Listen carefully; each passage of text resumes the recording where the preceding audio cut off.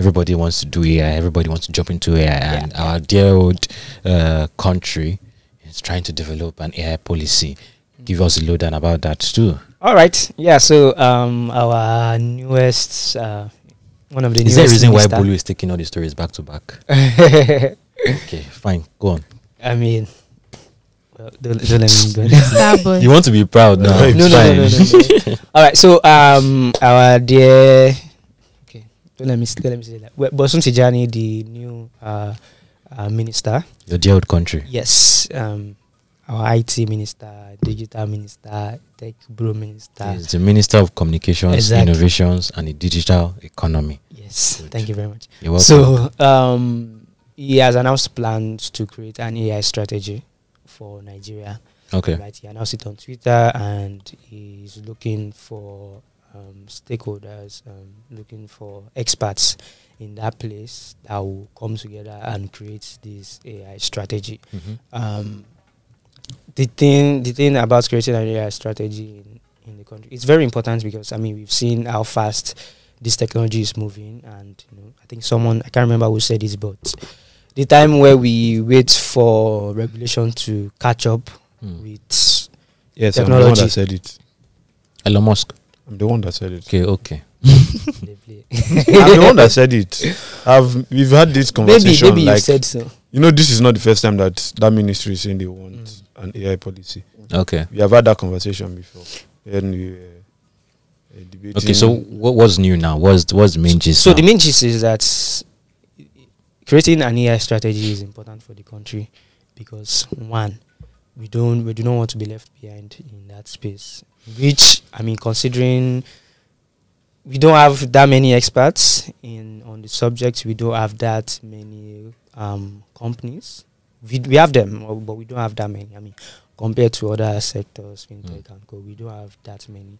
And considering how profitable AI could be in the next few years, I think some estimates say it will contribute about $15 trillion to global GDP. So that's really something I think Nigeria should not miss out on. And I like that it's one of the first things Bosun Tijani is focusing on, again, because of how fast it is moving and because of how behind. We are really we are really behind when it comes to AI. So, but I think if Bosun Tijani will ask me and say, okay, what should we do? I think one of the first things they need to focus on will be STEM. They need the education should be like the bedrock of this strategy, because you don't even, who wants to teach you, how many people can actually say they want to teach AI in Nigeria? But is that even under his purview in the first place? Well, I mean, if you look at the AI strategies of other countries, for example, China, education is like a big, huge part of it, right? Getting people to get those degrees, people to go out and study and then come back and transfer. So I think we should we can take from every other person's own, but I think that China's own really... It really speaks to what could be in Nigeria. Yeah. And I think I agree. And to speak to Chingozorin's point about if that STEM education thing is under his purview, again, I feel regulators, ministries, MDAs should start talking to each other more. A lot could be achieved. For the Ministry of Education wants to push a STEM policy in the educational sector, it shouldn't be doing it alone. The Ministry of Communications has a network of a lot of companies in the digital space, in the technology space, that could actually aid the Ministry of Education. Yeah. Also, another ministry too is the Ministry of Science and Technology. So that one is more research, R&D focused. So core science research is in that ministry. So collaborating with these two ministries, so talking about ICT, you're coming to meet Bosun Tijani. Talking about the Ministry of, why can't I remember her name right now? But the Ministry of Science and Technology is another ministry that they could collaborate with.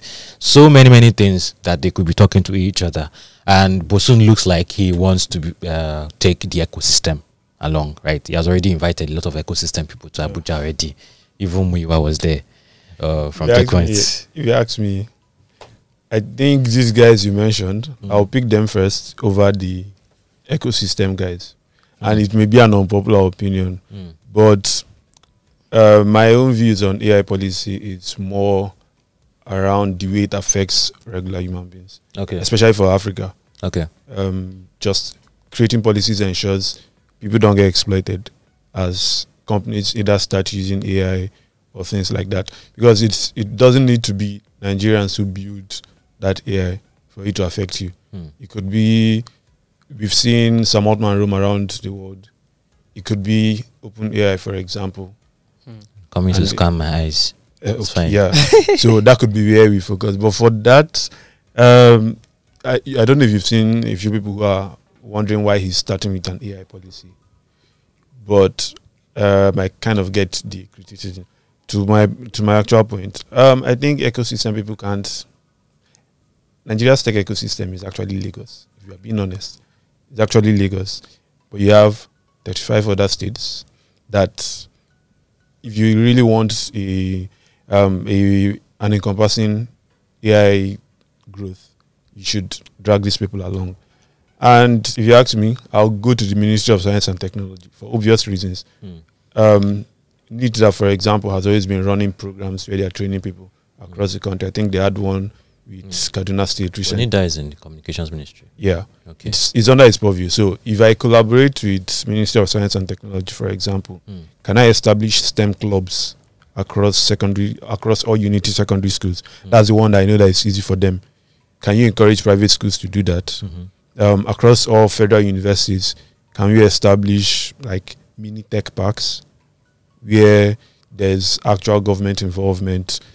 You don't need to change your curriculum, because that's where it gets really difficult. Of course, we need a curriculum change, sort of, but can we have mini tech parks or mini hubs in every federal university to encourage STEM education? Can we have students learning? So you don't even have to create a computer science department. It could be, I import people. They are not tied to any one department. They just come there, they do research, students come learn from them, and you go your way. But it's fully funded by the government. I think it's a more effective policy. Of course, the ecosystem guys can give you their learnings from working in Lagos and maybe Abuja and a few other places. But I think carrying these other ministries along helps us to, I think it gives us a better chance of getting to more Nigerians. Okay. Yeah. And okay. So I think you guys are also kind of missing something that he did. So, the tweet he sent out was not him even saying that they are trying to do an AI policy. It was him asking people to recommend Nigerians and people of Nigerian descent that have experience in AI. So basically, I feel that he can also apply that like all around. Across not just looking for Nigerians, but people that are of Nigerian descent or are living abroad that are Nigerians that actually have way more experience than what we currently have. So I feel that's what's it called, the strategy he took with this can be applied across board for anything that he wants to do. I'm not sure I get you. Applied in, like, if he's trying to create strategies or trying to create policies or trying to find solutions to things, okay, like the thing that you said that he invited ecosystem people, he might not just need to invite ecosystem people. He can invite people that are not in the ecosystem, that have experience with whatever it is that he's talking about. Okay, I think I get what she's saying. So, does the way he's been able to collaborate with the ecosystem, he can also collaborate with other pockets of expertise in science and technology, like you mentioned, in education ministry, like you mentioned, in Unity schools around. If that is a focus for him, he could actually spearhead it and collaborate with people in different places, just the way he's already trying to do. And I like the call for Nigerians in Nigeria and in diaspora, because I think there are a lot of Nigerians doing amazing stuff. I talked with a senior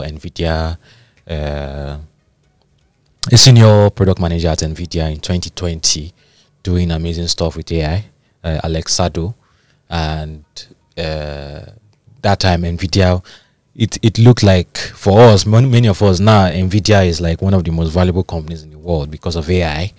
But then many people didn't know that aspect of NVIDIA. when you see Nvidia, you're thinking gaming laptops, or but right now we both know that Nvidia is the one powering most of the AI models that are being trained abroad. So, but we have experts working at Nvidia in Nigeria, experts working at Nvidia outside Nigeria, and also other companies too, IBM. That's a bunch of them, right? Even OpenAI, there are Nigerians working there. So a lot could be achieved with something like this. So, but your question is, how does it affect the regular people? I think that's a story it's a for another question. day. Do you agree?